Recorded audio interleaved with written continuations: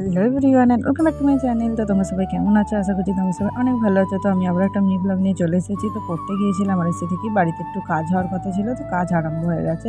তো এই ঘরটা অনেকদিন হয়েছে, তো চালটা কমপ্লিট হয়নি, তো এখন চালটা লাগানো হচ্ছে। তো এখানে টিন চাপানোই হবে, তো অলমোস্ট কাজ মানে হয়েই এসছে। তো এখন টিনটা লাগানো হয়েছে আর বাকি জানলা কপাটের সব অর্ডার দেওয়া আছে, তো সেগুলো কিছুদিন পর লাগানো হবে, তখন তোমাদের আবার দেখাবো। তো তারপরে স্নান টান করে নিলাম, করে এখন খেয়ে নেবো ভাত। তো আজকে মা সিম্পল রান্না করেছে, এখানে ছিল ভাত, মাছ ভাজা আর ফুলকপি আলু তরকারি। তো এটা দিয়ে দুপুরের খাওয়া হয়ে গেল। আর রাত্রিবেলা মা করেছিল একটু কচুরি।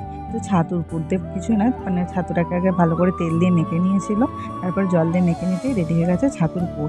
তারপর যেভাবে কচুরি করে, তো ময়দার ভেতরে এই পুরটা দিয়ে দিল, দিয়ে মা কচুরিটা রেডি করে নিল।